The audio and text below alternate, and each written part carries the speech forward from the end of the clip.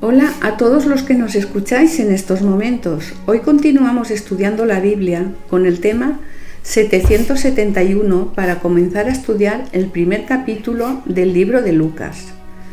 Como siempre le damos la palabra a Francisco. Este capítulo 1 del libro de Lucas es muy extenso, por lo que nos llevará más de un tema para estudiarlo. El autor de este libro comienza diciendo que reconoce la existencia de otros libros que hablan sobre la vivencia de Jesús. Podrían ser los libros de Mateo y Marcos, pero que él va a examinar la vida de Jesús bajo otros aspectos. También podemos observar que lo escrito por Lucas va dirigido a un tal Teófilo, del cual prácticamente no se sabe nada. Es posible que fuera un converso gentil. Leo el versículo 3. Porque en él podemos comprobar que lo que dices es cierto. Dice Lucas así: me ha parecido también a mí, después de haber investigado con diligencia todas las cosas desde su origen, escribírtelas por orden, oh excelentísimo Teófilo. Lucas no conoció de cerca a Jesús, pues no llegó a conocerle, pero para escribir su evangelio tuvo que pedir referencias a otros que sí tuvieron una relación directa con él. Además que, con toda seguridad, fue inspirado por Dios. Por este motivo, aunque Lucas no fue un testigo presente con Jesús, lo referido por este escritor puede decirse que es realmente cierto. Lucas expone con todo lujo de detalles el nacimiento y la intervención celestial en la venida de Jesús a esta tierra, y de una forma más detallada que los demás evangelistas. El libro de Mateo, ya estudiado, está compuesto mayormente de discursos de Jesús ordenados en forma temática, mientras que Marcos, también estudiando, trata los acontecimientos de la vida de Jesús agrupándolos según su clase. Por otra parte, Lucas sigue un orden cronológico más estricto que los otros dos evangelistas. Bien, pues comenzamos a examinar los principios de Jesús como hombre. Dice el versículo 5: hubo en los días de Herodes, rey de Judea, un sacerdote llamado Zacarías. Sigue diciendo que su mujer se llamaba Elizabeth.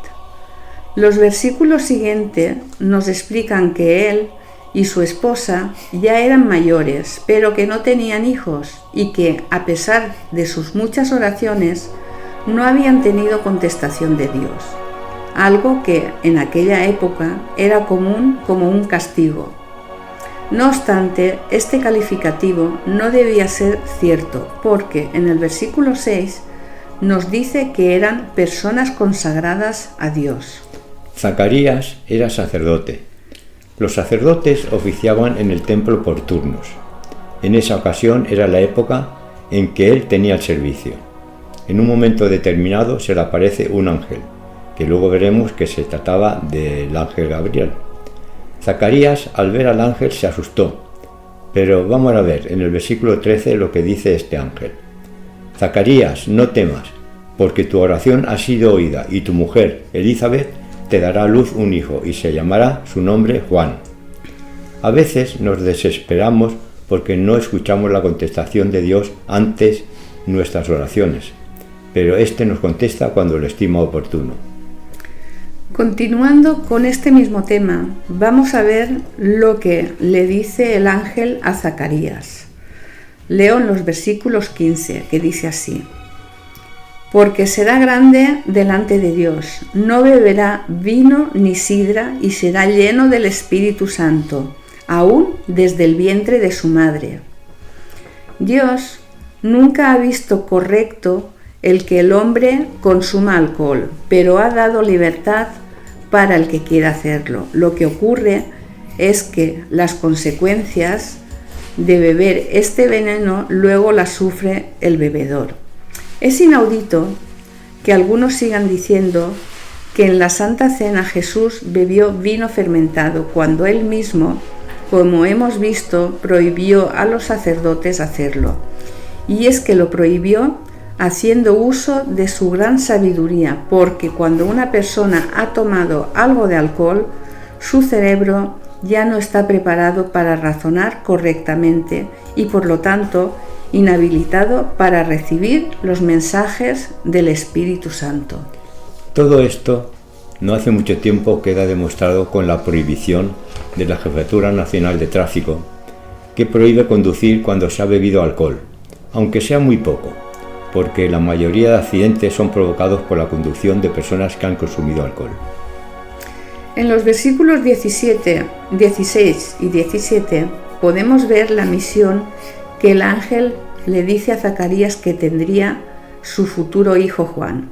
Dicen así: y hará que muchos de los hijos de Israel se conviertan al Señor, Dios de ellos, e irá delante de él con el espíritu y el poder de Elías, para hacer volver los corazones de los padres a los hijos y de los rebeldes a la prudencia de los justos, para preparar al Señor un pueblo bien dispuesto. Los hombres deben arrepentirse si desean prepararse de acuerdo con lo que demanda el Señor, y si desean entrar en su reino. La obra de Juan era persuadir a los hombres a que abandonasen sus pecados e instarlos a buscar al Señor su Dios. Esta fue la obra que realizó el profeta Elías.